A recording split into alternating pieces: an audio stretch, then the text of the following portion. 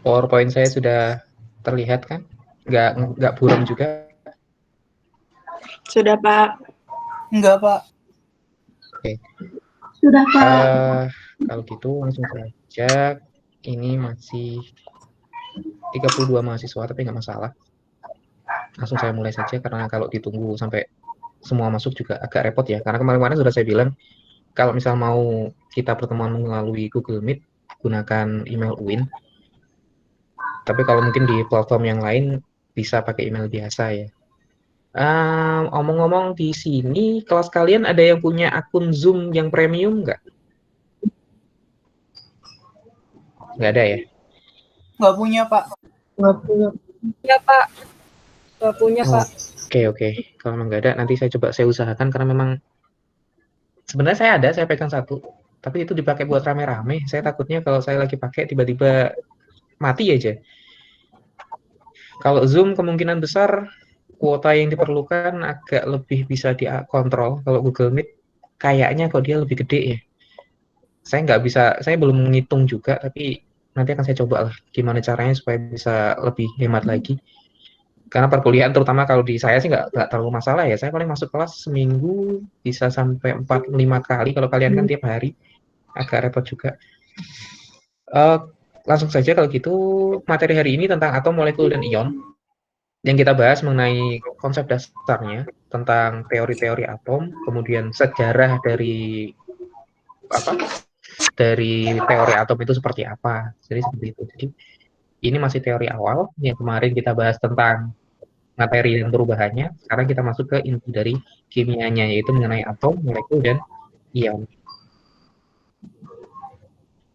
Di awal sudah saya bilang bahwa ada 3 konsep yang mendasari suatu ilmu pengetahuan. Ada yang namanya hukum, ada yang namanya hipotesis, ada yang namanya teori.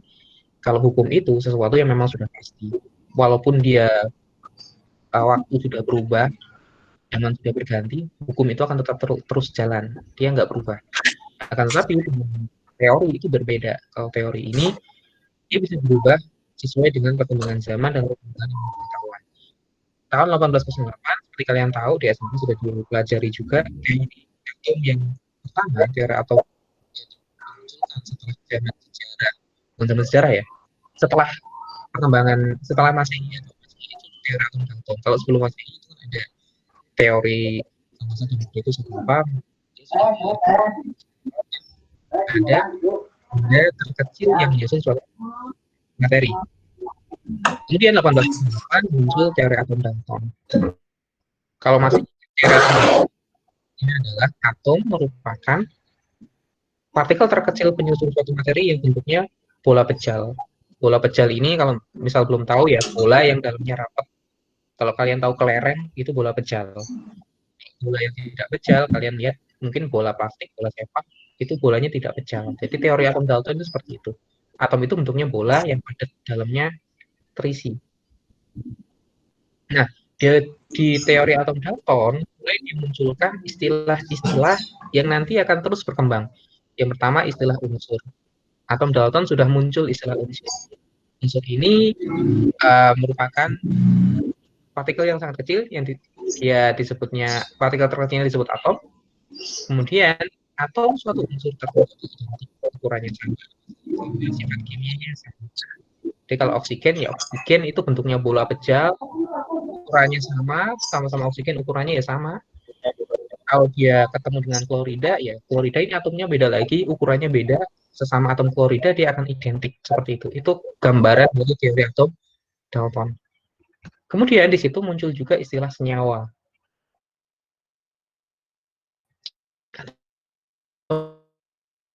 Dalton sudah mulai memunculkan istilah itu. Jadi senyawa tersusun atas atom-atom 2 unsur atau lebih. Oke. Dia tersusun dari gabungan atom dengan perbandingan bilangan bulat dan atau pecahan yang sederhana. Kemudian di teori atom Dalton itu sudah muncul juga konsep reaksi kimia. Reaksi kimia itu dideskripsikan sebagai suatu proses pemisahan, penggabungan, dan penyusunan kembali atom-atom dalam suatu senyawa. Jadi dia hanya bongkar pasang dari atom yang menyusun senyawa tersebut. Itu dimunculkan melalui teori atom Dalton. Sebagai contoh, kalau digambarkan lagi, ini muncul juga di konsepnya atom Dalton bahwa perbandingan dalam suatu molekul senyawa itu adalah perbandingan yang bulat dan sederhana. Karbon monoksida perbandingan C dan O-nya ya atom C dengan atom O ya 1 banding 1, sama-sama 1. Kalau karbon dioksida berarti 2 banding 1. Oksigennya 2, karbonnya 1. Ini muncul di teori atom Dalton. Dimunculkan 1808. Tahun segitu Indonesia masih di zaman Belanda, zaman kerajaan pun masih kerajaan Mataram. Kalau di luar negeri itu sudah muncul konsep-konsep ilmu pengetahuan seperti ini. Nah, ini gambaran lain dari teori atom Dalton tadi ya. Jadi kan semua atom itu digambarkan butiran bola-bola pejal dengan ukuran yang berbagai macam. Kalau senyawanya sama, ukurannya sama, bobotnya sama, seperti itu. Kalau senyawanya berbeda, baru dia ukurannya berbeda. Bentar, ada masuk banyak ini. Oke, lanjut. Mungkin dari sini ada yang perlu ditanyakan, atau mungkin dari SMA dulu ada pertanyaan yang muncul di benak kalian. Maksudnya atom itu apa sih sebenarnya? Kok kita ngomongin partikel terkecil, terus kita ngomongin bola pejal, seperti itu. Kalau misalnya ada yang perlu ditanyakan, silakan aja langsung ya. Kalau memang enggak, saya lanjutkan. Ini teori atom pertama. Termasuk juga nanti di situ ada muncul hukum kekekalan massa ya, di mana massa sebelum reaksi, massa totalnya itu akan sama dengan massa setelah reaksi. Oke, berkembang selanjutnya dari tahun 1808 muncul teori atom Thomson. Di teori atom Thomson ini mulailah diketahui ada partikel penyusun dari suatu atom atau kita kenal sebagai partikel subatomik. Kalau partikel subatomik berarti dia terdiri dari elektron, proton, dan neutron. Yang pertama kali diselidiki oleh Thomson itu adalah partikel elektron. Percobaannya merupakan disebutnya percobaan sinar katoda. Kalau kalian kenal, sinar katoda itu di kehidupan sehari-hari, mungkin zaman kalian masih ngelihat TV tabung ya. TV tabung itu gambar yang dimunculkan oleh si televisi itu berasal dari sinar katoda. Nah, prinsip percobaannya dipakai oleh Thomson untuk menemukan partikel subatomik yang disebut sebagai elektron. Di sini, ketika dia ditembakkan oleh suatu lempeng logam, dia akan memancarkan partikel radiasi tertentu, yang itu memang elektron, selanjutnya dikenal sebagai elektron. Nah, partikel ini ketika dia didekatkan oleh kutub negatif, dia akan menjauhi ke arah C ini. Di buku yang kalian kemarin bilang ke saya di Chang itu ada gambar ini. Jadi arahnya begini. Ketika dia dihasilkan sinar katoda, dia akan dibelokkan menuju ke kutub positifnya, kutub listrik positif. Dan dia menjauhi kutub negatif. Jadi arahnya itu C ini. Tetapi ketika dia didekatkan oleh suatu medan magnet, dia akan menjauhinya. Dia ke arah si A. Seperti itu. Jadi A ini merupakan arah dari sinar katoda ketika didekatkan oleh medan magnet. C ini ketika dia didekatkan oleh kutub positif listrik. Dan B ini ketika dia tidak mendapatkan perlakuan apapun. Dia akan dipancarkan lurus saja. Nah, ini saya cantumkan di PowerPoint di Google Classroom tadi sudah ada. Saya cantumkan suatu link YouTube yang di situ penjelasannya dia lebih mendalam tentang percobaan sinar katoda ini. Silahkan nanti coba dicerna saja dari situ. Oke. Selanjutnya, ini dalam bentuk bukan animasinya ya, dia dalam bentuk fotonya. Ini sama juga. ceritanya ketika dia si lempeng logamnya ini diganti-ganti dengan logam apapun, ternyata sinar katoda ini tetap muncul. Sinar katodanya tetap muncul dan dia juga ketika ditambahkan medan magnet ataupun medan listrik, efeknya sama. Sehingga diambil kesimpulan bahwa semua atom itu punya partikel yang bermuatan negatif, yang selanjutnya dikenal sebagai elektron. Nah, selanjutnya lagi, setelah ditemukannya elektron, kemudian ada lagi pengukuran muatan elektron melalui eksperimen tetesan minyak milikan. Nah, tetesan minyak milikan itu kan dia ceritanya ya, kitnya itu seperti ini. Dia ada tabung, kemudian di sini ada kayak semprotan. Kalau kalian kenal apa semprotan parfum seperti itu, tapi isinya bukan cairan, isinya itu minyak. Minyaknya ketika disemprotkan, dia akan dilewatkan ke suatu lempeng yang bermuatan.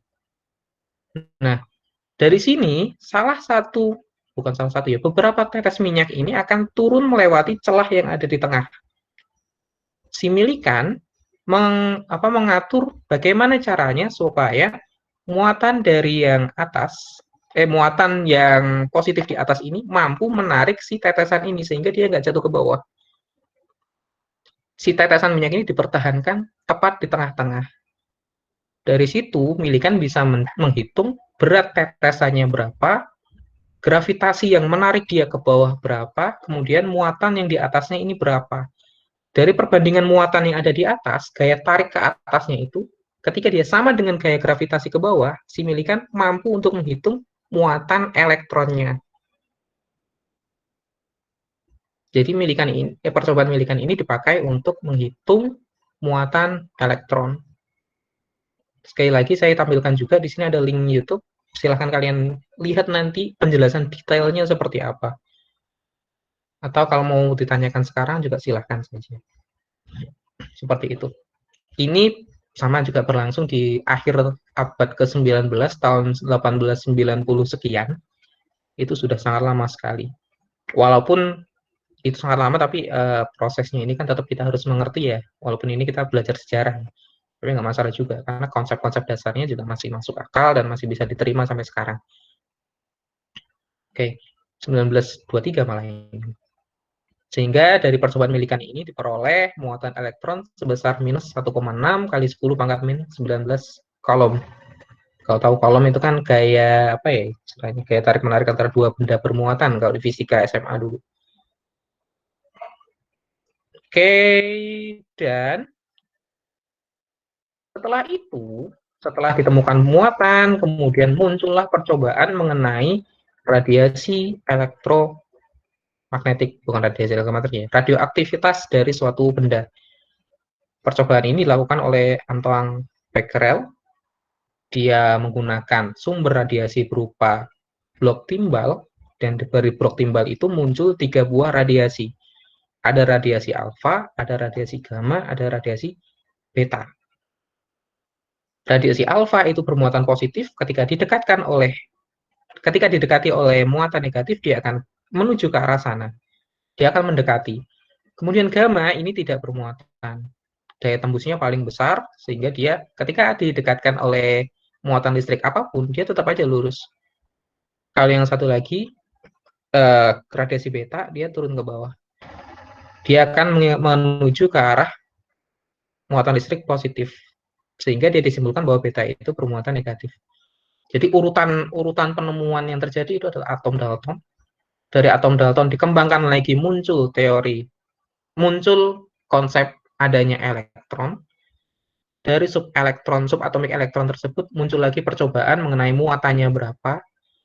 Habis itu sebelum ditemukan proton, neutron, itu ditemukan dulu radioaktivitas yang terdiri dari sinar alfa, gamma, dan beta. Oke. Setelah itu konsep-konsep tersebut muncul, kemudian digabungkan lagi, muncullah teori atom Thomson. Zaman SMA dulu dikenal sebagai teori atom roti kismis ya. Bisa aja di beberapa daerah juga dinyatakan dengan istilah yang berbeda-beda. Kalau di buku Chang itu kalau nggak salah ditulisnya sebagai Plum apa gitu. Maksudnya apa? Artinya begini, teori atom Thomson ini pengembangan dari teori atom Dalton. Dia tetap bola pejal, akan tetapi di badan bola tersebut ada elektron yang tersebar secara acak. Mungkin kalau ini dimunculkan oleh orang Indonesia bisa jadi bukan lagi roti kismis, bisa jadi onde-onde atau bisa jadi yang lain. Karena memang posisinya seperti itu, elektronnya itu tersebar secara acak. Ada yang di luar, ada yang di dalam. Dia tidak terlokalisasi di satu posisi tertentu. Oke. Setelah atom Thomson dicetuskan, kemudian ada sinar radioaktivitas sudah ditemukan. Muncul percobaan yang dilakukan oleh Rutherford tahun 1908. Di sini dia menemukan adanya inti atom. Percobaannya memanfaatkan tadi kan ada sinar radioaktif ditembakkan ke suatu kit percobaan tertentu dan ditembakkan mengenai suatu lempeng emas. Lempeng emas yang tipis seperti itu. Ketika ditembakkan ternyata ada fenomena yang terjadi, beberapa partikel radiasinya itu diteruskan, sebagian besar diteruskan, ada yang dibelokkan, ada yang dipantulkan kembali. Nah, ternyata proporsi yang dipantulkan dan dibelokkan ini jauh lebih kecil daripada yang diteruskan. Sehingga muncul konsep bahwa inti atom dari suatu atom itu ukurannya sangat kecil. Karena ketika dia ditembakkan oleh partikel radiasi, partikel alfa, yang dipantulkan itu sedikit. Rata-rata semua diteruskan. Seperti itu. Oke.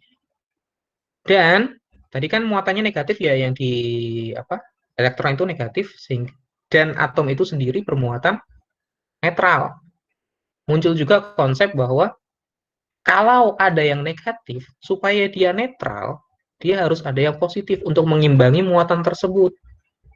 Sehingga muncullah teori atau Rutherford bahwa di inti atom tadi yang ukurannya sangat kecil, itu muatannya positif. Nah, dia muatan positif untuk menetralkan elektron yang ada di sekelilingnya dia. Seperti itu. Jadi bentuknya udah bukan lagi roti kismis.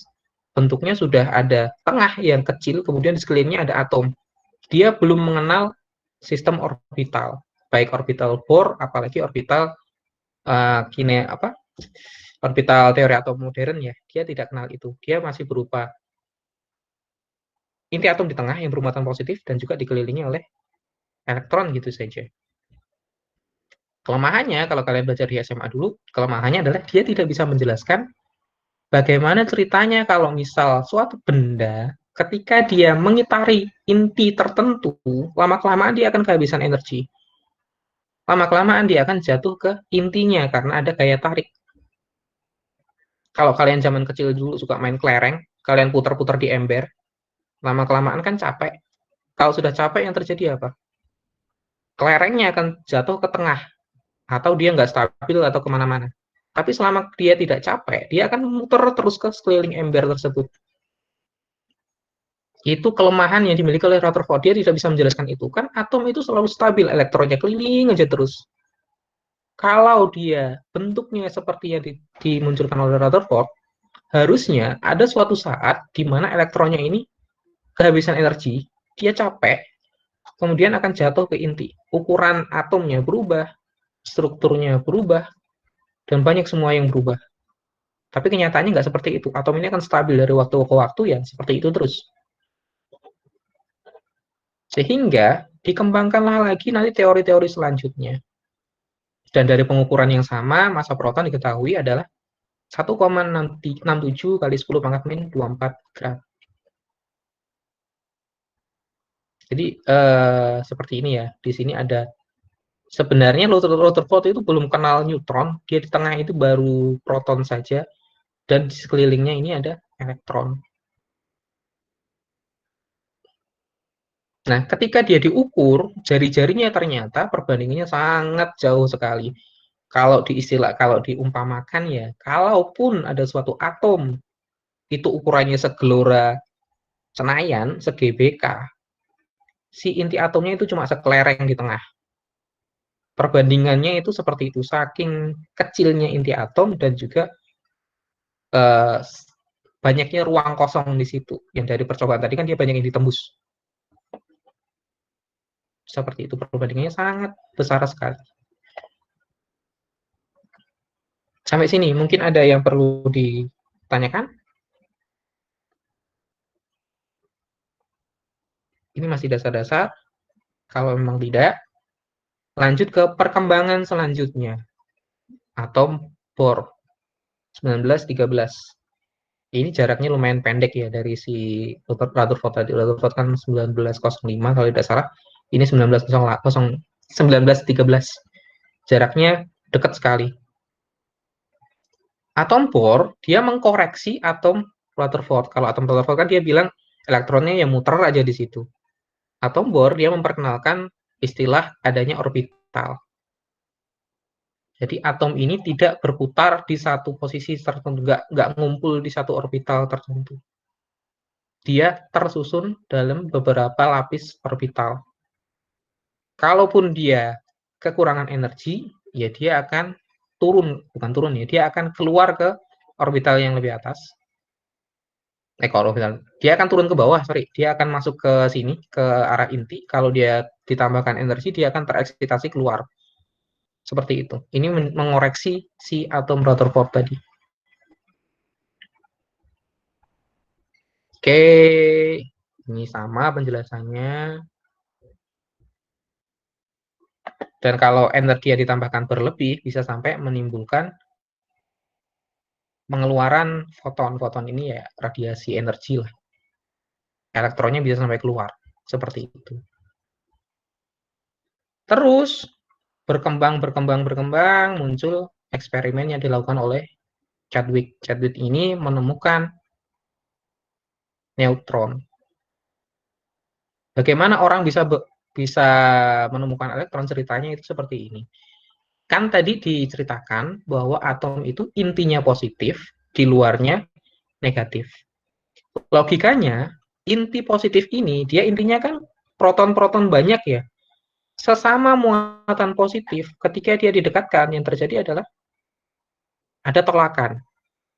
Kalau tidak ada yang menyatukan proton ini, pasti dia dari dulu sudah, istilahnya sudah terpencar sendiri. Dia nggak mungkin bersatu di tengah. Harus ada perekatnya. Hipotesisnya seperti itu dulu. Perekatnya ini bentuknya seperti apa? Orang belum tahu. Sehingga dilakukan eksperimen oleh Chadwick untuk meneliti perekatnya ini apa sih sebenarnya? Apa yang menyebabkan proton ini bisa terkonsentrasi di tengah? Kenapa dia tidak terhambur keluar? Nah, percobaan yang dilakukan itu adalah sama lagi, dia memanfaatkan radiasi sinar alfa. Sinar alfa ini kalau kamu udah tahu dia adalah radiasi helium ya, He42, ditembakkan ke lempeng berilium. Dari sini ternyata dia meradiasikan sesuatu yang tidak bermuatan. Kemudian ditambahkan lempeng berikutnya berupa lempeng parafin. Dari sini partikel yang tidak bermuatan tersebut ketika ditembakkan ke lempeng parafin, dia akan memancarkan energi tertentu yang mampu diukur dan dia bermuatan. Dia menghasilkan energi seperti itu. Oke, mungkin penjelasannya saya agak-agak belum bisa dibayangkan, tapi di sini ada itu skema percobaan yang dilakukan. Di sini ada sumber sinar alfa, dia ditembakkan radiasi alfa ke lempeng tipis berilium. Lempeng tipis berilium ketika ditambahkan oleh alfa, dia menghasilkan radiasi yang tidak bermuatan. Radiasi yang tidak bermuatan ini pada waktu itu belum ada yang tahu itu benda apa. Oke. Untuk bisa tahu itu benda apa, si Chadwick menambahkan si cakram parafin. Saya repot ini bikin ininya, Pointernya hilang-hilangan. Pointer saya kelihatan nggak sih? Ini mouse kelihatan ya? Kelihatan, Pak. Terlihat, Pak. Untuk mengetahui muatan sih, bukan muatan ya, dia sudah tahu dia tidak bermuatan. Untuk mengetahui partikel apakah di sini ditambahkan lagi suatu lempeng parafin. Parafin itu lilin ya. Dia zat hidrokarbon. Oh no. Kenapa kamu loading? Oke. Ya, lempeng hidrokarbon. Nah, ternyata ketika si radiasi tak bermuatan ini terkena lempeng parafin, dia menghasilkan suatu proton. Proton knock out of wax. Jadi dia memunculkan radiasi proton. Logikanya begini, tadi kan sudah diketahui bahwa elektron itu kecil sekali. Elektron itu sangat kecil. Proton itu jauh lebih besar daripada elektron. Sehingga tidak mungkin radiasi yang tidak bermuatan ini merupakan elektron. Dia sudah tidak bermuatan, dia juga mampu untuk mendorong si proton keluar. Sehingga kemungkinan besar ukuran dari partikel tidak bermuatan ini akan sama dengan ukuran proton. Kemungkinan besar dia ukurannya sama. Kalau bendanya lebih kecil, dia misal kita main biliar ya, bukan main biliar atau apapun. Kalau bolanya ukuran kecil, dia ditembakkan ke bola yang lebih besar, dia kan nggak mungkin jalan tuh. Akan tetapi di sini, ketika si radiasi tidak bermuatan ini ditembakkan ke parafin, yang keluar adalah proton. Sehingga dihipotesiskan bahwa berarti partikel yang ada di sini ukurannya paling tidak sama dengan proton. Bisa jadi lebih besar. Oke, dari sini muncullah tadi itu. Oh, dia tidak bermuatan, dia ukurannya sama dengan proton, sehingga muncullah istilah neutron. Dan dari sini, si model atomnya terkoreksi kembali bahwa model atomnya itu di tengah tidak hanya proton, dia ada neutron. Yang fungsinya untuk apa? Salah satu fungsinya adalah untuk merekatkan proton yang ada di situ. Supaya protonnya tidak terhambur keluar. Karena kalau di sini semuanya positif, atom aja seperti itu ya. Kalau dia muatannya sama, dia akan terhambur semuanya. Dia nggak mungkin bersatu di tengah. Apalagi bersatunya dengan densitas yang begitu besarnya ya. Tadi kalau digambarkan lapangan GBK, si inti atomnya cuma sekelereng. Densitasnya kan luar biasa itu kalau dibandingkan dengan sekitarnya. Jadinya seperti itu. Sekali lagi, untuk penjelasan lebih detail, ini ada linknya. Silahkan dilihat. Kalau misal mau ditanyakan sekarang, silahkan saja. Dan kalau saya terlalu cepat menjelaskan juga silahkan bilang. Karena saya tidak bisa mengatur ngomong saya sangat lambat karena bakal aneh. Lanjut. Dari percobaan Chadwick, kemudian muncul, lengkaplah sudah si subatomik ini. Ada elektron, ada proton, ada neutron. Muatannya, ya kalian sudah tahu kalau muatannya elektron itu negatif, muatan protonnya itu positif, muatan si neutronnya itu nol. Dari sini juga muncul kan di sini. Proton dan neutron itu relatif sama. Bedanya kecil sekali, cuma ada beda di desimal belakang ini. Elektron jauh lebih kecil daripada proton. Seperti itu. Lanjut. Sekarang tentang teori atom yang kita kenal sekarang. Dikenalnya teori atom modern. Dia dikemukakan oleh Heisenberg dan Schrödinger. Dia itu intinya adalah kita tidak mungkin untuk menemukan lokasi dari suatu elektron dalam suatu atom. Sehingga ini menggugurkan teori atom Bohr. Kalau atom Bohr kan dia jelas banget itu bentuknya kayak tata surya. Di tengah ada inti, di sekelilingnya ada elektronnya. Akan tetapi di teori atom modern tidak seperti itu. Elektron itu tidak berkeliling dalam bentuk orbital yang bulat-bulat kayak tata surya, enggak. Kalian kemudian kenal dengan teori orbital yang bentuknya apa? Bukan tetrahedral ya, ada yang bentuknya bulat, ada yang bentuknya kayak apa ya saya menjelaskannya.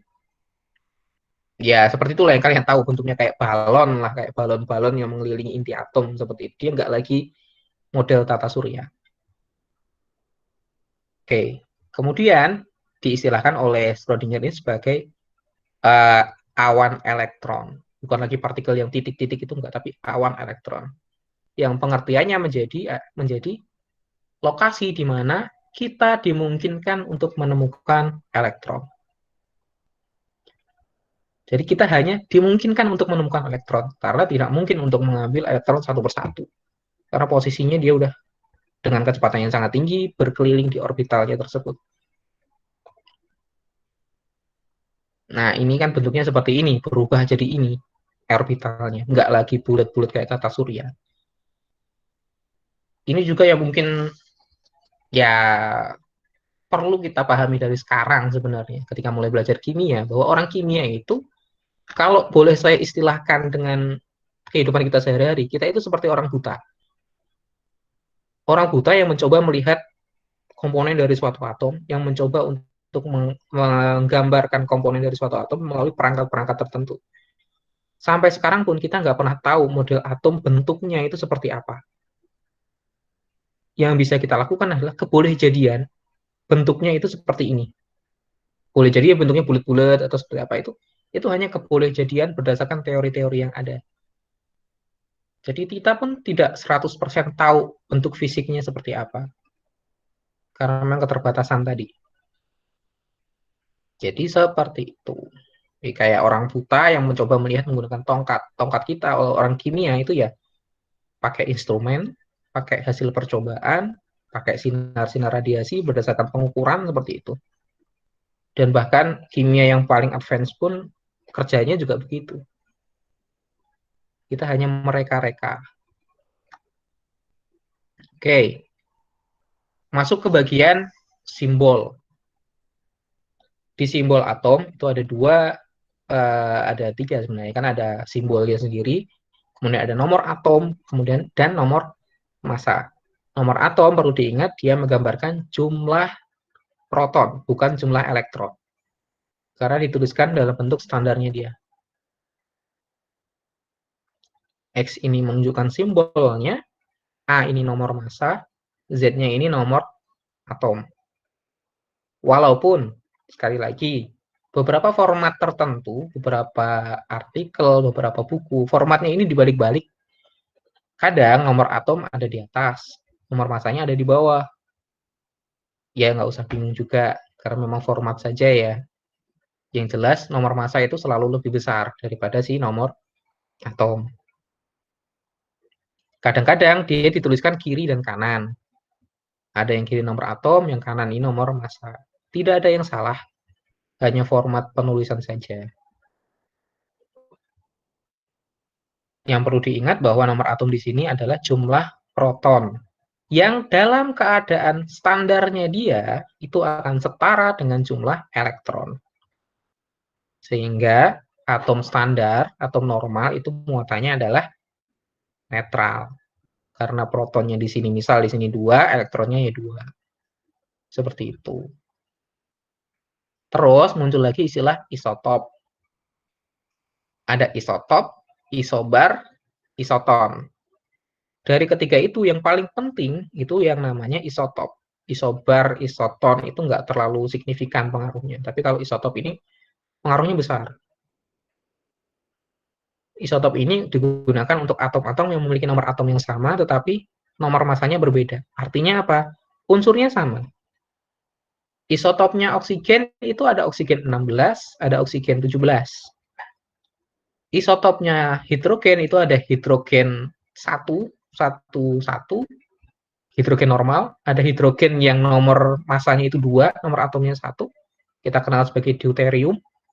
Ada juga hidrogen yang nomor massanya 3, nomor atomnya 1. Ketiga benda ini disebutnya tritium ya. Ada hidrogen biasa, ada deuterium, ada tritium.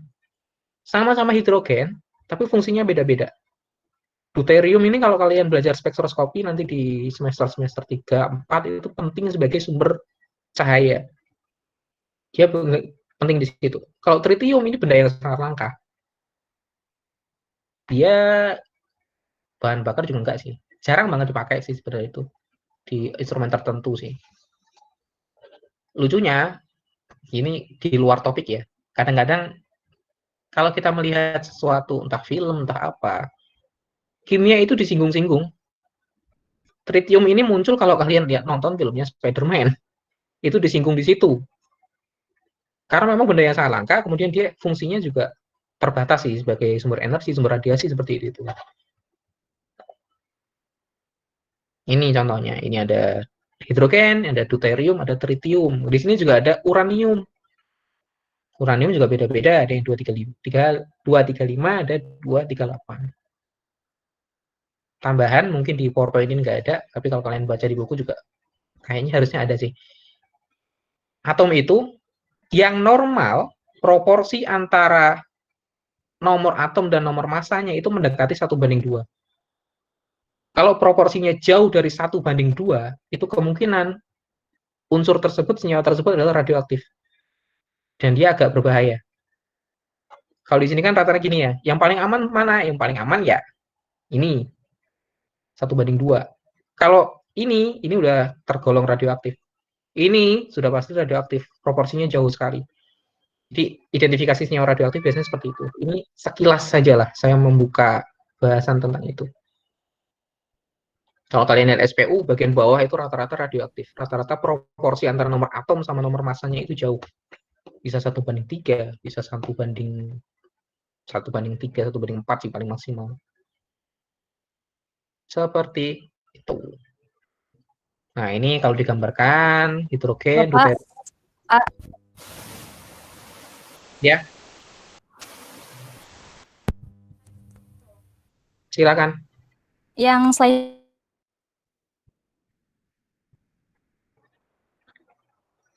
Putus, mungkin videonya bisa dimatiin biar lebih kedengeran. sebelumnya, Pak.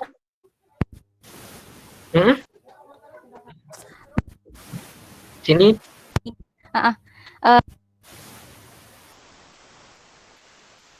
Ya.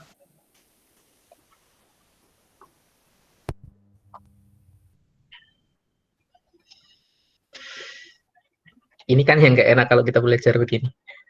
Aduh. Gimana? Ini tadi kan nomor. Oh.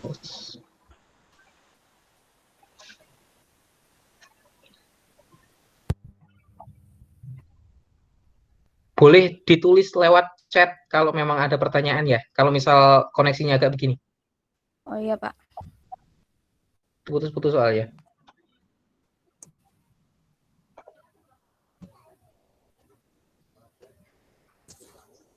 Ini sudah gabung semua kayaknya, ada 41. Tulis saja sekarang. Ya, Pak.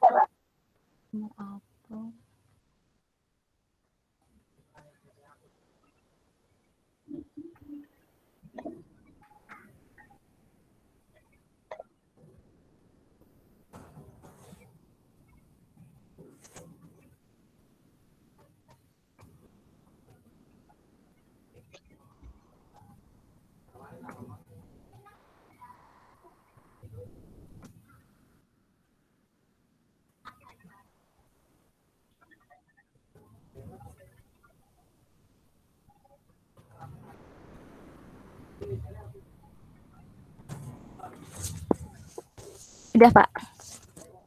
Oke. Kenapa elektron tidak dimasukkan? Iya. Karena elektron itu, sekali lagi ya, tadi kalau kalian lihat di belakang, sebelum-sebelumnya, massa dari elektron itu sangat kecil sekali. Massanya sangat kecil jika dibandingkan dengan massanya proton. Itu satu alasan. Alasan kedua, elektron itu bisa keluar masuk lebih mudah daripada si proton. Nah, ketika elektronnya keluar dari atom, misal elektronnya keluar dari atom, itu tidak merubah unsurnya. Oke, itu alasan kedua. Alasan satu, massanya kecil. Alasan kedua, elektron itu bisa keluar masuk dan dia tidak mengubah nama senyawanya. Kalau proton dan neutron, ketika dia keluar dari suatu atom, senyawanya berubah. Contoh nitrogen, nomor atomnya berapa? 7 ya. 7. 7. Kalau dia keluar protonnya 1, jadi apa dia? Jadi 6. 6 itu apa? Karbon. Ketika protonnya keluar, nomor atom yang bawah ini kan berkurang. Nitrogen misal. Ntar, saya coba Karbon. coret. Nah, ini kan ada oksigen. Ribet sih gini. Ada oksigen. 16. Kok 16 di sini? Salah.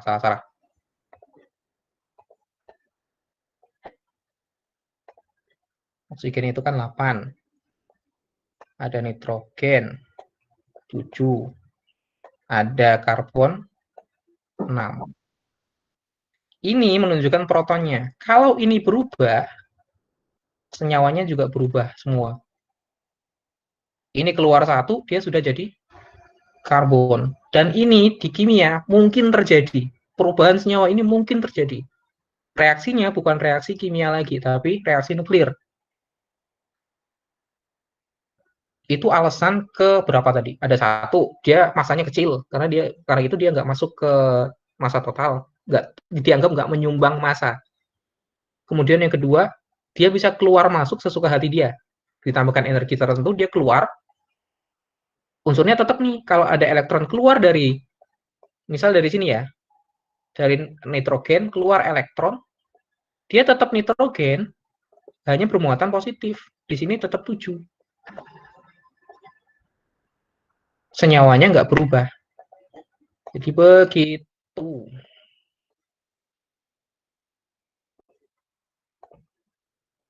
Oke? Kurang jelas atau perlu konfirmasi? Iya Pak, sudah jelas. Terima kasih. Oke. Jadi ingat ya, kalau dia menjadi senyawa, bukan menjadi senyawa, dia menjadi ion, si nomor atomnya ini nggak berubah. Kalau nomor atomnya berubah, itu sudah unsur yang lain, sudah berbeda unsur. Saya mau nanya, gimana caranya munculin si pointer ini biar nggak hilang-hilangan gitu. Kalau zaman dulu saya pakai Ctrl A keluar terus, ini masih hilang-hilangan terus. Udahlah. Ini gambarannya tadi. Oke, kalau begini, berarti 6, 14 karbon. Itu protonnya ada berapa? 6. Ada 6. Proton 6, elektronnya 6. 6. 6 juga. Karena dia kondisi dasar, kondisi normal. Iya. Dan neutronnya ada 20. 8. 8. 8. Nah, neutronnya ada 8, protonnya 6, elektronnya 6. Karena dia tidak bermuatan. Jadi, kalau dia tidak bermuatan, elektron itu akan setara dengan proton. Ini zaman dulu awal-awal belajar kimia di SMA, saya pun sama. Kalau dia bermuatan itu saya suka ubah-ubah ini. Dia positif mengeluarkan elektron, 6-nya ini saya ubah. Padahal kan nggak seperti itu. Dia tidak berubah. Ini juga sama-sama karbon. Kita hitung berarti protonnya 6, neutronnya 5, elektronnya 6. Karena dia keadaan dasarnya dia. Keadaan yang tidak bermuatan. Kedua unsur ini disebutnya sebagai isotop. Fungsinya apa? Kalau kalian belajar lebih jauh, nanti di belakang ada kimia radiasi. Kalau kalian kenal karbon 14 itu biasanya dipakai untuk marker apa ya? Bukan marker spidol sih. Penanda. Entah itu penanda dalam pertumbuhan tanaman, entah itu penanda dalam tubuh manusia, itu dipakainya isotop. Isotop yang punya radiasi. Kayak orang sakit jantung, itu kan bukan obat ya, itu untuk men-tracking di mana penyumbatan pembuluh darah, itu pakainya isotop yodium. Isotop yodium dimasukkan ke dalam tubuh melalui injeksi atau melalui yang lain, kemudian di-tracking menggunakan apa ya? Pokoknya kayak radiologi lah, di radiologi bagian rumah sakit, di-tracking di mana sih senyawa ini mampet di mana si unsur ini berhenti. Di situ bisa diketahui, oh pemampatan pembuluh darah, penyumbatan pembuluh darah itu di titik ini loh. Itu fungsinya dari isotop. Seperti tadi saya bilang, proporsinya dia kan udah nggak ideal nih, 6:14, udah lebih dari 1:2. Ini bisa dipakai dalam radiologi. Kalau yang 6:12, itu stabil banget, dia nggak ada radiasinya. Sehingga 6:12 itu nanti di ujung, kalau kalian belajar SPU, dipakai sebagai standar massa atom. Karena itu yang paling stabil. Perbandingan proporsinya 1:12 pas. Seperti itu. Nah, terus posisinya di SPU. Sudah kalian tahu bahwa kalau yang mendatar itu periode, kalau yang bawah itu golongan. Pembagiannya, kalau kalian hubungkan dengan si konfigurasi elektron, dia akan dibagi ke dalam beberapa posisi. Yang di sini, ketika dia konfigurasi elektronnya berakhiran di orbital S, itu logam alkali. Kalau dia berakhir di orbital P, itu alkali tanah. Alkali tanah, alkali bumi sama aja. Kemudian kalau dia berakhir di orbital, ini masih ini S, dua-duanya orbital S ya, ini satu S, ini S1S sih. S1, ini S2. Kalau yang orbital P, dia masuk ke bagian sini. Golongan-golongan 3A, masih golongan utama lah, 3A sampai 7A itu di sini. Kalau dia berakhir 8, di 8, bukan 8P ya, 6P, dia itu berakhirnya di sini, di gas mulia. Kalau dia berakhir di orbital D, dia masuk ke transisi. Kalau berakhir di orbital F, itu di lantanida, actinida. Jadi bisa dilihat dari situ. Kalau dia S, berarti golongan 1A atau 2A. Kalau dia berakhir di orbital P, berarti golongan 3A sampai 7A, sampai nanti kalau dia berakhir 6P, itu masuk ke golongan 8A. Kalau dia di D, berarti dia golongan transisi. Kalau dia di F, berarti golongan actinida dan lantanida. Di bawah ini kan sebenarnya dia copotan dari tengah sini kan, ada yang tengah terus diambil keluar karena dia tidak bisa digolongkan ke unsur-unsur yang lain. Begitu. Nah, ini kalau dihubungkan dengan kehidupan sehari-hari, proporsinya itu begini ya. Unsur mineral alam dalam perut bumi itu 45,5%-nya itu oksigen, 27%-nya itu silikon dalam bentuk pasir, dalam bentuk yang lain-lain, kemudian sisanya adalah logam-logam. Logam terbanyak itu ternyata bukan besi, tapi aluminium. Nah, seperti itu. Ini proporsinya. Ini hanya pengetahuan umum saja. Kalau dalam tubuh manusia juga sama. Paling besar itu dalam unsur yang ada di tubuh kita itu oksigen. Entah itu dalam bentuk air, entah itu dalam bentuk lemak, entah itu dalam bentuk protein. Semuanya itu punya oksigen. Seperti itu. Next. Lanjut ke konsep berikutnya tentang molekul. Molekul sendiri kalau didefinisikan merupakan kumpulan yang terdiri dari sedikitnya 2 atom yang terikat melalui gaya kimia yang disebut ikatan kimia. Nanti kamu bakal kenal 2 istilah.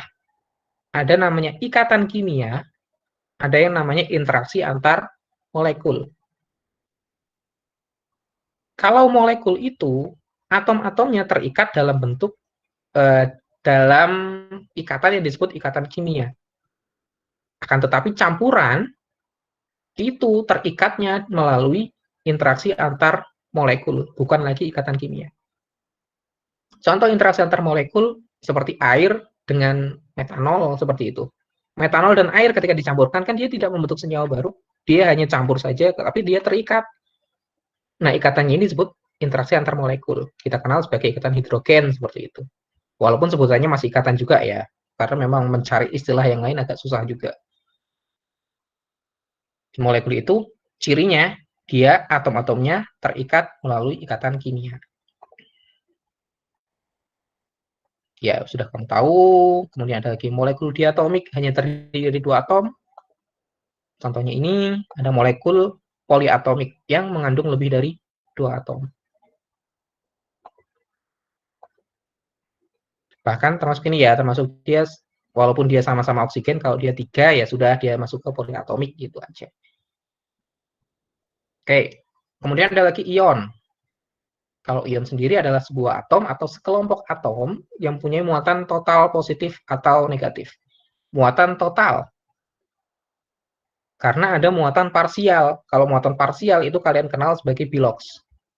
Muatan per individu atomnya itu bilox.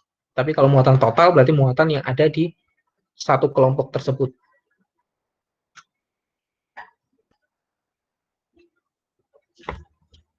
Lanjut. Kalau positif disebutnya kation. Kation itu terbentuk karena dia kehilangan elektron. Seperti ini. Nah, walaupun dia begini, menulisnya tetap 11 Na plus 23, 23 atas, 11 nomor atom, Na plus. Jadi si nomor atomnya tidak berubah, tetap 11. Mengikuti proton. Kemudian kalau dia bermuatan negatif disebutnya anion. Karena bertambah satu elektron. Contohnya terjadi di klorida. Ada lagi ion monoatomik. Ini bukan monoatomik, monoatomik. Hanya satu atom. Na, Cl-, Ca2+, dan seterusnya. Ada yang poliatomik. Terdiri dari 2 aja itu udah terhitung poliatomik. Hidroksida, sianida, amonium, nitrat, itu masuk ke poliatomik. Nah, nama-nama ini kan lama-kelamaan kalian juga akan hafal sendiri, walaupun tidak saya suruh menghafalkan. Nanti kalian belajar organik, kalian belajar anorganik, ini akan muncul terus istilah itu. Ada nitrat, seperti apa. Kalau udah ketemu nitrat, berarti unsurnya begini. Kalau nitrit, berarti begini, seperti itu. Itu ada bedanya. Terus kalau ada ini, pertanyaan begini berarti. Al3+, itu protonnya berapa? 13. 13. 13. 11. Elektronnya? 10. 10. Neutronnya? 13. 11. 11. 14. Oh ya. 14. Jadi penulisannya begitu ya. Si proton ini jangan diubah-ubah. Kalau proton ini diubah, kalau nomor atom ini diubah, unsurnya sudah berubah. Kalaupun yang keluar itu elektron, ya sudah, kita tinggal beri dia muatan. Seperti itu. Jadi pertanyaan temanmu tadi itu sebenarnya bagus juga. Ya bagus sih, dia mengarahkan kita untuk menuju ke sana. Kenapa elektron itu nggak masuk ke hitungan nomor massa? Ya karena itu tadi, dia keluar masuk ya suka-suka dia. Yang bawah sama, nanti kalau dari sini berarti protonnya 34, elektronnya tinggal kita tambahkan 2, 36, neutronnya 78 dikurangi 34. Seperti itu. Ada pertanyaan? Waduh, capek juga ya ngomong segini banyak, kayak nge-rap saya.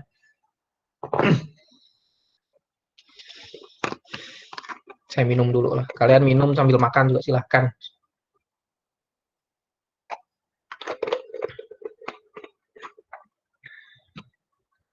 Lanjut. Ini tadi ya di SPU seperti apa.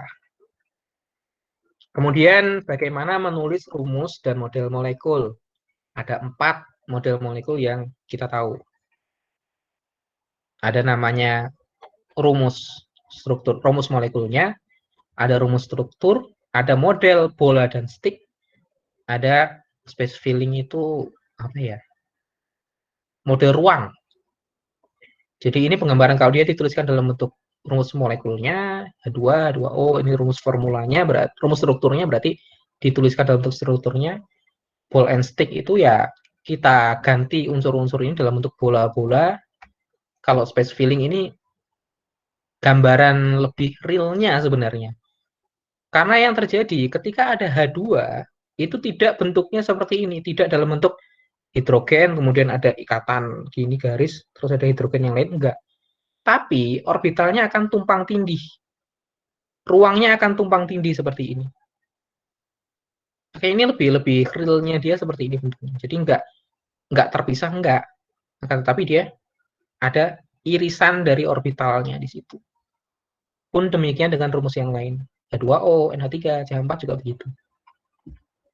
Ya walaupun balik lagi, sampai sekarang pun orang kimia baru bisa melihat permukaan logam. Atom dari permukaan suatu logam. Hanya itu yang bisa dilihat.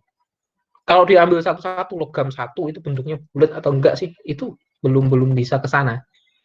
Ya mungkin dari perkembangan zaman bisa aja sih itu terjadi karena manusia itu kan adaptasinya sangat luar biasa, belajarnya sangat cepat. Zaman dulu siapa yang kebayang bisa menggambarkan seperti ini? Walaupun kelihatannya sepele, tapi kan ini dari percobaan yang enggak karu-karuan kan. Ada percobaan katoda, ada percobaan yang ini itu. Ada ukuran ikatannya ini berapa panjangnya, itu juga bisa diukur sampai sekarang. Walaupun kita nggak bisa lihat secara fisik. Oke. Kemudian rumus molekul. Ya, kamu udah tahu tadi rumus molekul itu jumlah eksak atau atom dari setiap unsur. Jadi jumlah pastinya kayak H2O. H2O. Molekulnya memang terdiri dari 2 hidrogen dan 1 oksigen. Itu disebutnya rumus molekul. Rumus empiris itu rumus dengan perbandingan paling kecil. Contohnya begini. H2O itu rumus molekular dan empirikalnya sama. Sama-sama H2O. Tapi kalau kita kenal ini kita kenal sebagai glukosa, itu rumus empirisnya adalah CH2O. Jadi dia pakai proporsi yang terkecil.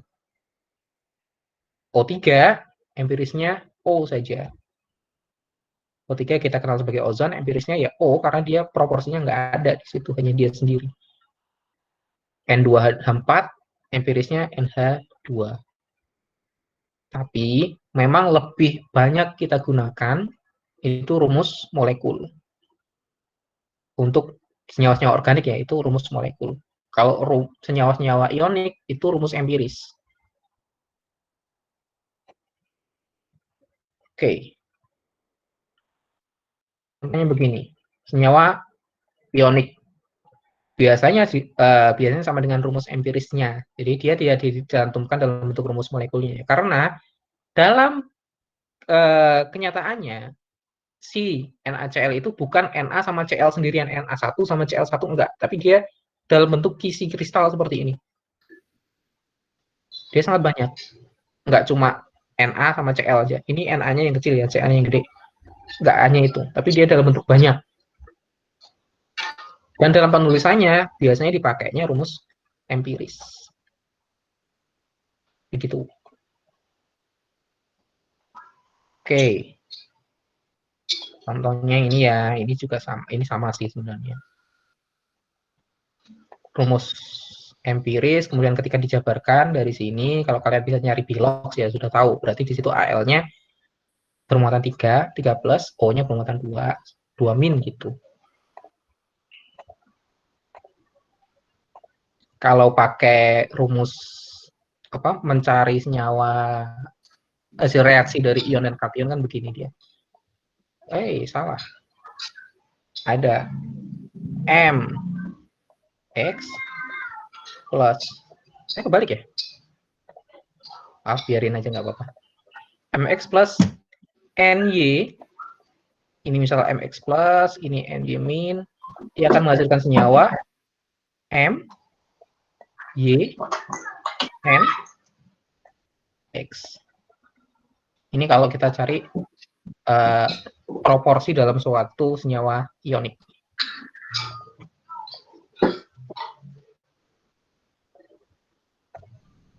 Enak pakai touchscreen sini. Sayangnya saya nggak ada touchscreen. Nah, untuk anion itu biasanya diakhiri dengan akhiran ida. Bahasa Indonesianya ida. Kayak di sini karbida. Kalau ini silika jadinya silisida. Ida nitrida. Kalau hidrogen pun kan ada yang muatan positif, ada yang muatan negatif. Kalau dia muatan positif, kita kenal ya hidrogen gitu aja. Kalau muatannya negatif, kita kenal sebagai hidrida. Jadi kalau yang berakhiran ida, itu dia muatannya negatif. Ini banyak listnya, ya silakan kalian lihat sendiri. Kemudian masuk ke penamaan senyawa. Penamaan senyawa, kalau dia senyawa ion, itu selalu diawali oleh logamnya, baru diakhiri oleh non-logamnya. Jadi ion itu kan terdiri dari logam sama non-logam ya. Muatannya ada yang positif, ada yang negatif. Yang positif itu biasanya logam, yang negatif itu biasanya non-logam. Kita sebutnya langsung melalui si logam kita sebut dulu, baru diikuti oleh non-logamnya tanpa ada imbuhan prefiksnya berapa jumlah si logam sama non-logamnya. Jadi langsung aja barium klorida, bukan barium diklorida. Ini untuk ion. Kita nggak peduli berapa jumlahnya. Kenapa demikian? Karena memang dari awal kita sudah tahu, secara umum klorida itu muatannya negatif 1. Secara umum barium itu muatannya plus 2. Kalau dia ketemu senyawanya apalagi kalau enggak BaCl, dia tidak ada alternatif lain. Kenapa dia disebutnya langsung barium klorida. Kemudian K2O, potasium oksida. Ini mungkin ya karena bahasa Inggris ya, bahasa Inggris sama bahasa Indonesia ada yang beberapa hal yang berbeda. Kalau kita kenalnya sebagai kalium gitu aja, kalium oksida. Kalau bahasa Inggrisnya potasium, kalau Na itu kita kenalnya natrium. Kalau di bahasa Inggris kan kadang-kadang dia pakai istilah sodium. Sodium, natrium, ini sama aja, kamu pakai di mana aja juga sama aja. Kemudian ada lagi potasium dan kalium, ini juga sama. Ini magnesium hidroksida langsung saja tanpa ada dihidroksida seperti itu. KNO3 juga sama. Akan tetapi, hal ini tidak berlaku untuk logam transisi yang punya beberapa bilox. Tadi kan di sini alasannya tadi ya, karena memang kita sudah tahu Ba itu 2+, ketemu Cl pasti hasilnya BaCl2, nggak mungkin BaCl3. Nah, tetapi kalau kita punya logam transisi, itu biasanya punya beberapa alternatif. Contohnya Fe itu ada 2+, ada 3+. Oke, sehingga dalam penamaannya perlu diberikan notasi berapa biloxnya. Kalau FeCl2 berarti besi 2 klorida. Ini untuk menggambarkan biloxnya si besi itu. FeCl3 berarti besi 3 klorida, Cr ini berarti kromium 3 sulfida. Jadi di sini untuk logam transisi, logam yang punya bilox lebih dari 1 perlu ditambahkan notasi yang menunjukkan biloxnya dia, muatannya dia. Seperti itu. Terus, ini tadi kan masih ionik ya, ionik itu ada yang ionik bukan logam transisi, berarti masih logam utama. Ada yang golongan transisi seperti ini, kemudian masuk ke senyawa molekular. Istilahnya senyawa molekular, di sini saya pakai itu. Di SMA kalian kenal sebagai senyawa kovalen. Oke, molekular dan kovalen itu sama. Kenapa disebutnya molekular? Karena dia di kondisi apapun dalam bentuk molekulnya dia, bukan dalam bentuk ion. Dia terdiri dari non-logam atau non-logam plus metaloid. Bisa metaloid, bisa non-logam dengan non-logam, seperti itu. Tidak ada kandungan logamnya di situ. Oh, ini contoh-contohnya ada H2O, NH3, CH4, C60, seperti itu.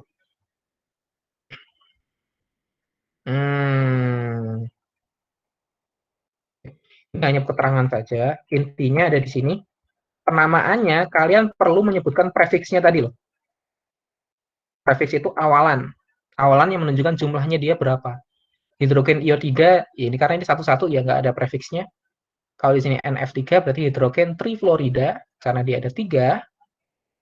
Di sini berarti sulfur dioksida, dinatrium tetraklorida, hidrogen oksida, dan seterusnya. Jadi dia perlu adanya prefiks. Kalau senyawa molekul, kalau senyawa kovalen perlu prefiks. Kalau senyawa ion, nggak usah. Dia hanya perlu menambahkan notasi bilox kalau dia logam transisi. Kalau dia logam golongan utama, ya nggak perlu juga. Begitu. Ini contoh-contoh lain. Nah, ini bagian penamaannya ya. Silahkan kalian nanti pelajari lagi di PowerPoint itu. PowerPoint ini. Nah, sudah saya share kok di Classroom. Oke. Sampai sini mungkin ada pertanyaan.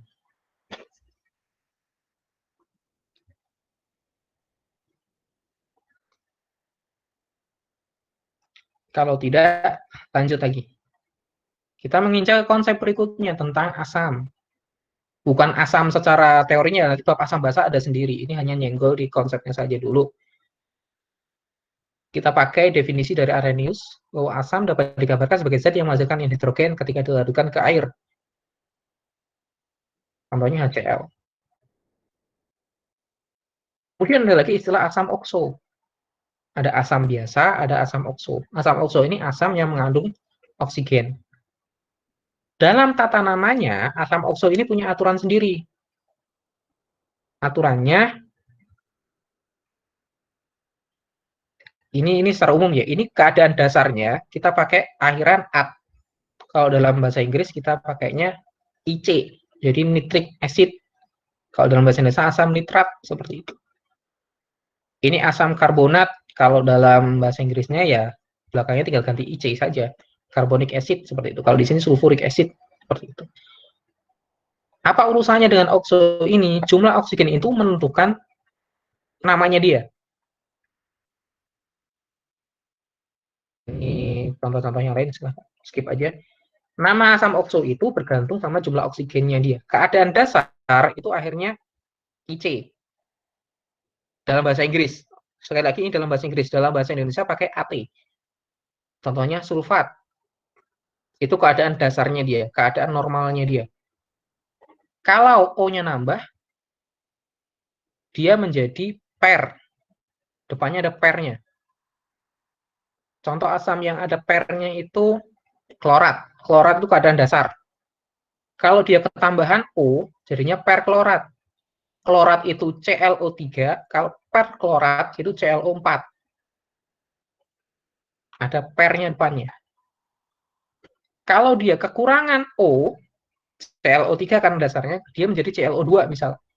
Itu jadi IT. Dalam bahasa Inggris, OUS. Jadi perchlorous acid. Kalau bukan perchlorous ya, chlorous acid.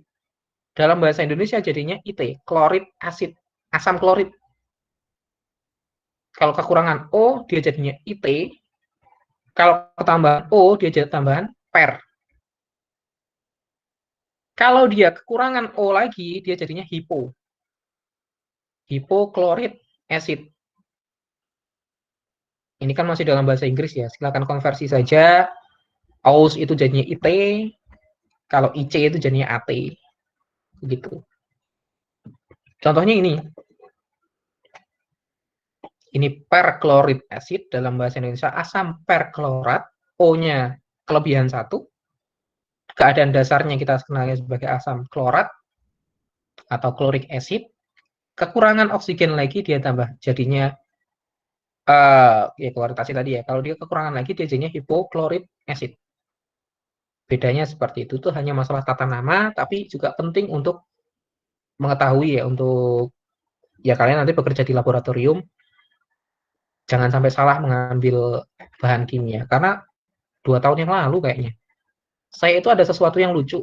Lucunya gini, anak-anak saya suruh nyari NaOH, muter aja terus. Nggak ketemu Pak NaOH, adanya sodium hidroksida. Apa bedanya? Sodium hidroksida sama NaOH kan sama. Dia udah muter, ngabisin waktu setengah jam atau berapa itu, nggak ketemu juga tuh reagen. Belum lagi sesuatu hal yang sangat fatal terjadi di lab saya dulu, bukan saya yang mengalami ya, justru malah dosen. Ini fatal, jangan sampai terjadi ke kalian. H2O2, kita kenal sebagai hidrogen peroksida, itu kan bentuknya mirip sama air, sama Aquades pun mirip, rumusnya juga mirip, H2O2, satunya lagi H2O. Bentuknya mirip, rumusnya mirip, ditaruh di tempat yang sama, di lab. Konyolnya, seharusnya kan barang apapun yang ada di lab, walaupun itu makanan, walaupun itu bahan makanan, jangan dikonsumsi dengan alasan apapun. Itu ada yang minum. Hidrogen peroksida diminum, jadinya apa tuh tenggorokan? Lumayan masuk rumah sakit. Diidentifikasi atas dari nama pun penting ya. Disuruh nyari natrium NaOH, ketemunya sodium nggak diambil. Nyari perklorat, adanya klorid diambil juga, ya gitu-gitulah. Lanjut lagi ke bagian basa. Ada asam, ada basa. Kalau basa dia mengandung OH-, karena di sini kita ngambil definisi dari asam arenius. Ada sodium hidroksida atau kita kenal natrium hidroksida, ada kalium hidroksida, dan masih banyak lagi. Hanya di sini karena dia masuk ke ionik ya, kategorinya jadi ionik, ya sudah kita nggak ada prefiksnya depan. Langsung saja sodium hidroksida, langsung potasium hidroksida. Ini nggak perlu barium dihidroksida, nggak usah. Ini nama-nama yang lain. Oke. Ada pertanyaan? Ternyata cepat ya saya materinya. Jadi kita awali dari konsep teori atom, lanjut ke pengertian dari atom, molekul, sama senyawa, kemudian masuk ke tata nama. Ini materinya sebenarnya sudah habis di bagian ini. Mungkin ada pertanyaan, ada diskusi, saya persilahkan. Waktu masih 1 jam, masih lama sih. Silahkan.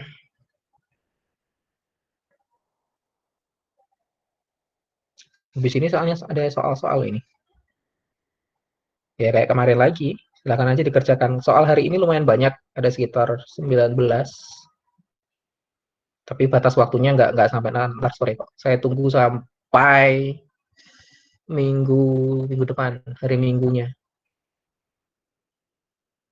Silakan dulu ditanyakan kalau misalnya ada yang perlu didiskusikan tentang materi kita hari ini.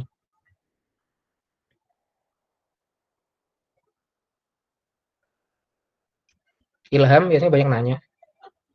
Saya langsung kenal Ilham. Dari awal dia yang aktif. Yang lain juga banyak sih. Kalau yang cewek-cewek, jujur ya, kalau saya ngebedain mahasiswa cewek itu agak susah. Ini siapa, ini siapa, ini siapa. Apalagi belum pernah ketemu. Yap, siapa katanya?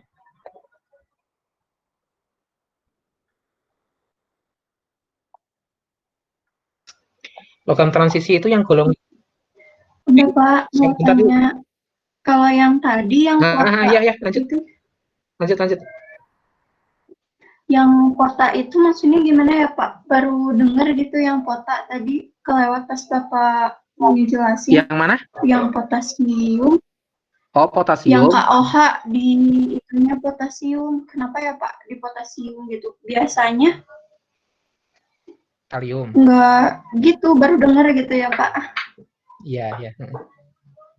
Nah, nama unsur itu dia memang standarnya kalau IUPAC, K itu disebutnya kalium, Na itu disebutnya natrium. Akan tetapi dalam bahasa Inggrisnya, natrium sendiri itu disebutnya sebagai sodium. Kalium itu disebutnya sebagai potasium. Kalium, potasium, natrium, dan sodium itu sama.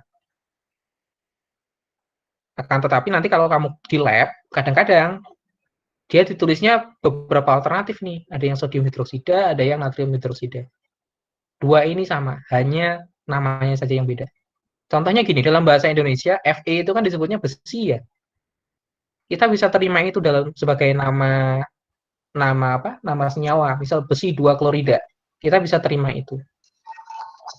Walaupun dalam SPU-nya dia Fe, ferum. Itu hanya nama, dia bendanya sama. Terus Pak, Contohnya untuk gini. yang itu ya, Ya. mau tanya lagi boleh Pak? Ya, silakan. Kalau kan ada tuh ya Pak, kadang ada 2, tapi nggak ditulis D-nya, ada yang ditulis, ada yang enggak. Itu gimana ya Pak? Nah, itu tadi kalau dia senyawa kovalen itu perlu ditulis. Kalau senyawa ionik tidak perlu ditulis. Contohnya BaOH tadi ya, di sini pas dibuka ini ada BaOH. Ya. Nah, ini kan senyawa ionik ya. Ba ini kan logam, ini non logam. Sehingga dihidroksida nggak ada di situ. Karena dia ionik. Beda ceritanya kalau dia senyawa kovalen. Kalau kovalen perlu ditulis. Ya Kan Pak, kovalensinya. terima kasih Pak. Lanjut dulu ke sini. Maaf Pak, itu pertanyaanku. Maksudnya tuh senyawa ionik logam transisi gitu Pak. Tadi kan ada besi 2 klorida. Nah itu kan Mm-mm. nah itu penamaannya itu gimana ya Pak? Dulu kayak aku waktu SMA itu pernah dibahas untuk penamaan untuk penomorannya itu hanya untuk golongan 1A, 2A, 3A. Nah itu gimana Pak?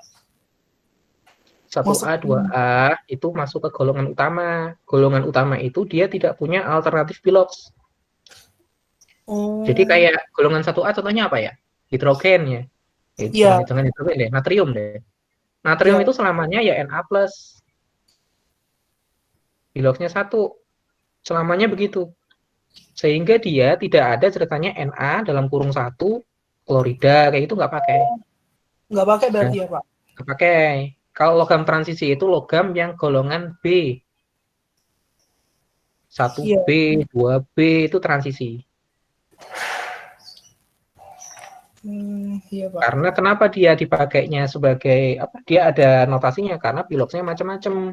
Fe itu piloknya 2. CR itu piloksnya kalau nggak salah ada 4.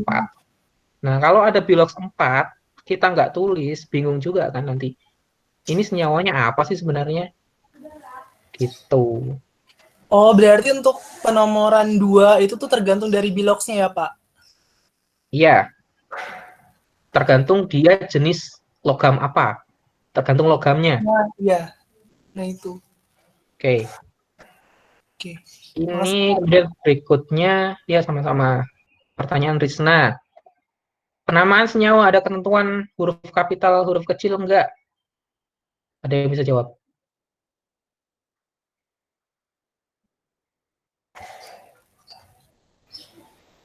Kalau Ada. menurut saya sih ini, Pak, Ya. kalau penamaan senyawa sih kayaknya dari yang positifnya dulu baru yang negatifnya. Dari ion positifnya dulu baru negatifnya. Kayak tadi NaCl itu kan natrium klorida.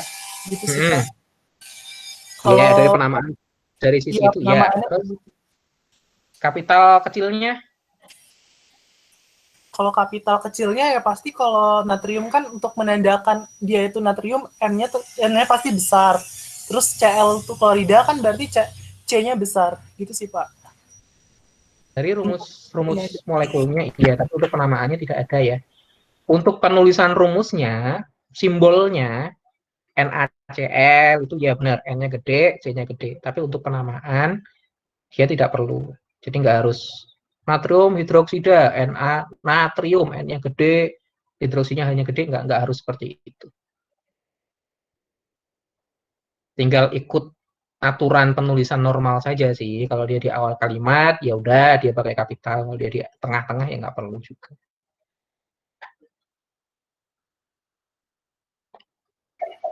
Oke, ada lagi? Bapak mau izin bertanya? Yuk. Kan saya sebelumnya udah nyatet yang senyawa ionik berhidrat. Itu kan yang berhidrat itu kan mengandung air gitu ya, Pak? Maksudnya, maksud mengandung air itu beda-beda tuh maksudnya apa ya, Pak? Gitu. Oke. Karena mengandung air. Terima kasih, Pak. Iya, sama-sama. Contohnya senyawa berhidrat itu apa ya? BaCl2 titik 2H2O. Ini disebutnya hidrat. Tulisan saya jelek, biarin. Ini disebutnya hidrat. Hidrat itu apa? Hidrat itu molekul air yang terikat oleh suatu senyawa. Dan molekul air ini dia kalau dilarutkan, larut, molekul airnya hilang. Yang tinggal adalah Ba2 plus Cl min. Maksudnya hidrat di sini itu. Di molekul air yang terikat ke dalam suatu senyawa. Biasanya senyawa ionik. Ini bisa bermacam-macam. BaCl sendiri itu punya 2. Ada yang BaCl 2H2O, ada BaCl 6H2O. Beda itu, bentuknya beda, warnanya beda. Berarti ini 6H2O. Itu dipakainya untuk apa? Ya sebenarnya nggak terlalu gimana-gimana ya. Yang penting itu tetap di sininya, tetap si senyawa ioniknya. Kalau hidratnya itu biasanya dipakai untuk bentuk penyimpanan senyawanya itu seperti apa? Gimana ini jelasinnya? Ada senyawa yang disimpannya dalam bentuk hidrat seperti itu loh. Dia bisa jadi kristal kalau dia dihidratkan dulu. Jadi hidrat itu tidak merubah senyawanya, dia hanya nebeng dan ikatannya pun bukan ikatan yang kuat. Ikatannya hanya dalam bentuk kovalen koordinasi. Nanti setelah ini kan nanti akan belajar ikatan kimia ya. Kovalen koordinasi itu dia hanya nebeng ke elektron bebas yang dipunyai oleh si senyawa. Dia tidak terikat secara spesifik jadi kovalen ataupun ionik, enggak. Dilarutkan saja dia langsung hilang. Itu yang disebut senyawa hidrat. Begitu. Oh iya Pak, berarti kandungan airnya itu juga bisa beda-beda ya Pak? Ada 2 Beda-beda. Ya, Pak, terima kasih. Kalau mungkin ya sama-sama. Kalau CuSO4 misal, CuSO4 itu kan ada yang bentuk hidrat, ada yang nggak berhidrat. Kalau dia ada hidratnya, warnanya biru. Kalau dia nggak berhidrat, warnanya putih. Kalau kamu pernah masuk lab, biasanya itu dipakai untuk pengering. Jadi untuk menyerap, sengaja dipasang di situ untuk menyerap air yang ada di sampel. Jadi misal ada sampel yang agak basah nih, dicampur aja sama senyawa yang berhidrat tadi. Supaya apa? Supaya airnya ini terikat oleh si senyawa tersebut. Habis dipakai untuk menyerap air dari benda tadi, misal sampel yang basah tadi, si senyawa ini bisa dihilangkan lagi airnya, di oven kan, tadi apakah seperti itu. Dia bisa kembali lagi ke bentuk awalnya. Jadi dia nggak mengubah senyawanya, dia hanya bisa mengikat air gitu aja. Oke. Lanjut.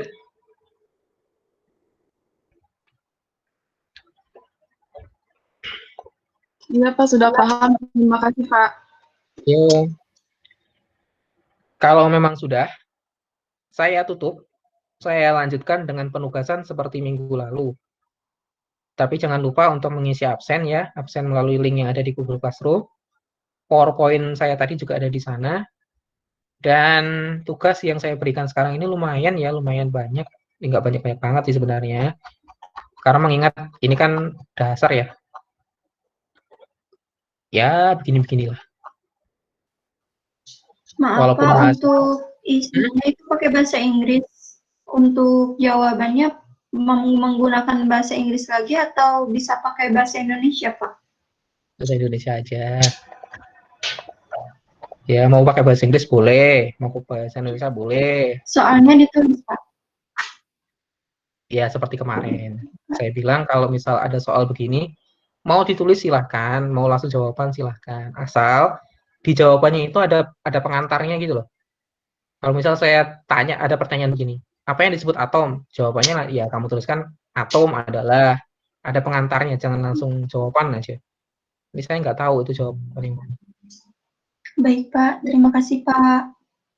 Oke. Sudah cukup? Kalau cukup, ini ada lumayan banyak, ada 21. Tapi 21 ini pun beranak, ya nggak masalah. Buat ya kalian mengingat lagi, udah berapa lama ini kalian nggak buka buku kimia. Dari SMA lulus, kalian lulusan kan juga lebih cepat kan, lulus Maret akhirnya. Lepas Maret nggak belajar lagi kan. Ya, selamat menikmatilah para lulusan corona ini. Nggak apa-apa, itu cerita kalian nanti buat kenang-kenangan lah. Kalian pernah mengalami ini. Kayak gitu, deadline-nya minggu depan, hari Minggu jam 12 malam. Itu deadline-nya. Tapi kalau sekarang kamu kerjakan selesai, kamu kumpulin juga. Mangga sok, silahkan saja. Oke, sudah? Kalau memang sudah, saya tutup. Kalau misal ada masih ditanyakan, saya masih mau menjawab sampai akhir perkuliahan ini, karena perkuliahan kan selesai 12.40 ya. Kan mau chat saya lewat WhatsApp, di grup ataupun secara japri juga silahkan saja. Saya tutup pertemuan kita kali ini, kurang lebihnya mohon maaf. Sehat-sehat semuanya. Assalamualaikum warahmatullahi wabarakatuh. Waalaikumsalam warahmatullahi wabarakatuh. Terima kasih Pak. Waalaikumsalam warahmatullahi wabarakatuh. Sama-sama.